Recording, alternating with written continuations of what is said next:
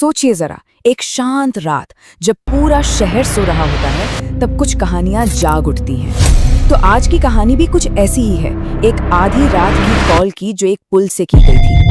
घड़ी में वक्त हो रहा था रात के 2:17। ये वो वक्त होता है जब खामोशी सबसे ज्यादा शोर करती है। ऐसे में आर्यन अपने कमरे में बिल्कुल अकेला बैठा था। बाहर हल्की हल्की बारिश की बूंदें खिड़की से टकरा रही थी और उसके अंधेरे कमरे में रोशनी का एक ही जरिया था, उसके मोबाइल की नीली लाइट। और बस तभी उस गहरी खामोशी को एक आवाज ने तोड़ दिया, एक ऐसी आवाज जिसने सब कुछ बदल के रख दिया। उसके फोन की घंटी अचानक बज उठी। स्क्रीन पर एक अननोन नंबर चमक रहा था। आर्यन ने पहले तो सोचा कि इसे इग्नोर कर दे। उसके मन में बस एक ही सवाल घूम रहा था, यार इतनी रात को कौन हो सकता है। लेकिन जब कॉल कट के दोबारा आई तो उसने हिम्मत करके फोन उठा ही लिया। फोन उठाते ही दूसरी तरफ से कुछ सेकंड तक कोई आवाज नहीं आई, सिर्फ किसी के सांस लेने की आवाज। और फिर एक धीमी कांपती हुई आवाज सुनाई दी जिसने आर्यन के दिल की धड़कनें मनो रोक ही दी। ये आवाज उसे सीधा उस अतीत में खींच ले गई जिसे वो शायद हमेशा के लिए भुलाना चाहता था, एक 3 साल पुराने गहरे सच की ओर। ये शब्द किसी जहरीले तीर की तरह उसके सीने में उतर गए।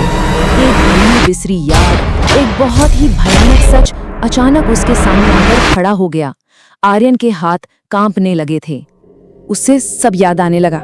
ठीक 3 साल पहले आज ही के दिन उसकी गर्लफ्रेंड साक्षी का एक भयानक एक्सीडेंट हुआ था और वो उसे बचा नहीं पाया था। इससे पहले कि आर्यन कुछ समझ पाता या कह पाता, फोन पर बस एक आखिरी कांपती हुई लाइन सुनाई दी, मैं अभी भी उसी जगह खड़ी हूँ। और कॉल कट गई। आर्यन बस दहशत और हैरानी में डूबा रह गया। उसका दिमाग बिल्कुल सुन्न पड़ गया था। बिना एक पल सोचे समझे उसने एक फैसला कर लिया, उसे वहां जाना ही होगा। उसने झट से अपनी जैकेट उठाई और बाहर जो अब तेज बारिश हो रही थी उसमें दौड़ पड़ा। उसकी मंजिल एक ही थी, वही पुराना पुल। जब वो वहां पहुंचा ना तो सड़कें एकदम सुनसान थी। पूरे माहौल में एक अजीब सा अनजाना सा डर था और इस डर को और बढ़ा रही थी बस वो झिलमिलाती हुई स्ट्रीट लाइट की पीली रोशनी। और फिर उस सन्नाटे के बीच उसने उसे देखा। अब वक्त आ गया था सामना करने का। पुल के ठीक बीच में सफेद कपड़ों में एक लड़की खड़ी थी। उसकी पीठ आर्यन की तरफ थी। आर्यन की आवाज कांप गई जब उसने धीरे से पुकारा, साक्षी। धीरे धीरे वो लड़की पलटी। उसका चेहरा खून से सना हुआ था।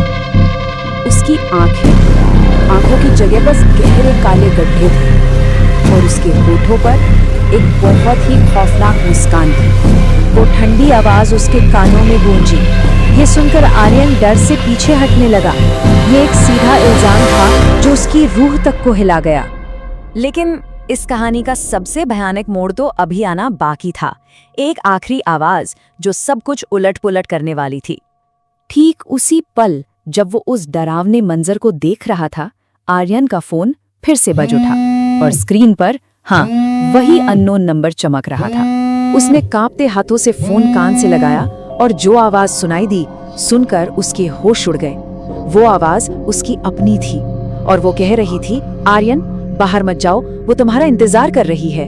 ये सुनते ही उसके मुंह से एक जोरदार चीख निकल गई। इसके बाद क्या हुआ? खैर, इसके बाद जो हुआ वो एक ऐसा अनसुलझा रहस्य बनकर रह गया जिसके सच वाकई बहुत ही हैरान करने वाले हैं। अगली सुबह जब लोग वहां से गुजरे तो उन्हें उसी पुल के नीचे एक लाश मिली और वो लाश आर्यन की थी। उसके हाथ में उसका मोबाइल फोन था और स्क्रीन पर एक ऐसी चीज थी जिसे देखकर सबके रोंगटे खड़े हो गए। स्क्रीन पर एक कॉल अभी भी एक्टिव थी जो चल रही थी पूरे 3 घंटे से। और वो नंबर, सबसे अजीब बात तो ये थी, जिस नंबर से कॉल आ रही थी वो नंबर किसी और का नहीं बल्कि खुद आर्यन का ही था। एक ऐसा रहस्य जिसका शायद कोई जवाब ही नहीं है। आखिर उस रात आर्यन को कॉल किसने किया था?